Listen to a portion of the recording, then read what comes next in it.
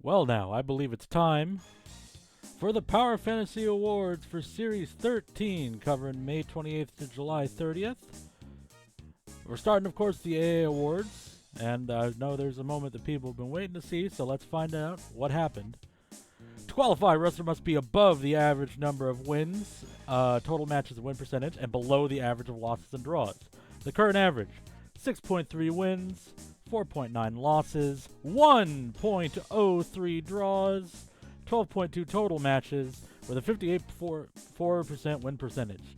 Now, usually the point where the average of number of draws passes 1 is when the biggest rush of AA Awards winners shows up, and this series has seen the highest number of qualified wrestlers in one series. The total number is 8. We're starting off with Ultim Ashley, 12 wins, 1 loss, and 0 draws. We'll come back to that in just a little bit. Also scoring A awards are Orion for the second time, 11-4, and Flint Trombone for the third time, 12-4. This is the second time a tag team has won an AA award in the same season. And the other ones, of course, being Orion and Flint Trombone. Also, we have the 16th PF2 champion Mon Soleiman, 9-4, 69.2 percentage. Alongside the 17th PF2 champion Killing You Guy, 11-2 with an 84.6. It is also the second time that two people on either side of one title match have won AA awards in a season, the first being these two last season. And finally, we saw a lot of drama around this, but it didn't pan out the way they expected. The Hierophant, Ellen Ellis, and Beat Me Sicko all collectively win an AA award despite the best efforts of Akane Ruby Angel and her flunkies. It's actually Ellen's second.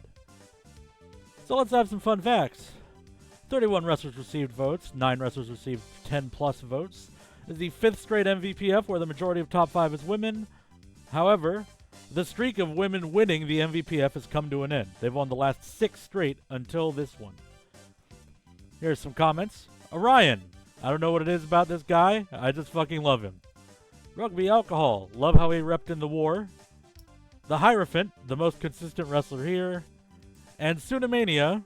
In a return of our old segment, Things People Say About Tsunamania.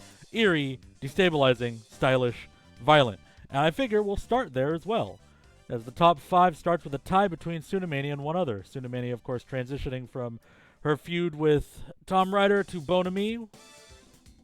I only had the 2 matches, but they were both incredible violent. And it's worth noting that her refusal to participate in tag matches altered the course of several people's other careers, and in a way, she is more impactful as an absence than a partner, though I'm sure everyone involved with booking matches on this show and the people she has abandoned do not feel great about that. She's tied with Oral Shoujo-Dime, who didn't really have any big results this season and is just kind of popular. She's an important part of the Light Championship division, continuing to grow and improve under the wing of Lisa Frank too. At number 4, we have Amazing Grace, who after Ultim Ashley tried to force her way onto Team Power Fantasy, challenged Ultim Ashley to a fight on the spot and pinned her, leading to her second loss ever, en route to submitting Lockjaw to win the power battle for Team Power Fantasy and end the war with Team GPW. Number 3, Mars. She was introduced this season as the enforcer for Akane Ruby Angel, and her Ruby qualifier system, where all challengers have to go through her, prevented 2 title matches, one against Royal Bengal in May, and one against Tom Ryder in July, and disabled the Hierophant in June, causing her loss to Akane Ruby Angel in 3 minutes. The number 2 spot goes to Ultim Ashley, who deprived the roster of the ability to wear white, one beat down after another, and forced her way onto the Power Battle team, and for what it's worth, was on the winning team. However, she cedes the number 1 spot that it seemed like she was a lock to get for most of this voting period to our MVPF, Killing You Guy. He entered the war against GPW, being part of the counter invasion alongside Noah Gripe. Regained his PF2 championship that he lost last season to Mon Soleiman under controversial circumstances, and registered a defense against his hated rival Chuck or Slam. Without these 2 championship performances, Killing You Guy would have finished behind Ultimashley, but thanks to his own performance and thanks to the power of his move, Killing You, he got the job done, even if we lost the broadcast where that title match happened. So, congratulations to Killing You Guy, and we will see you next time for MVPF number 14.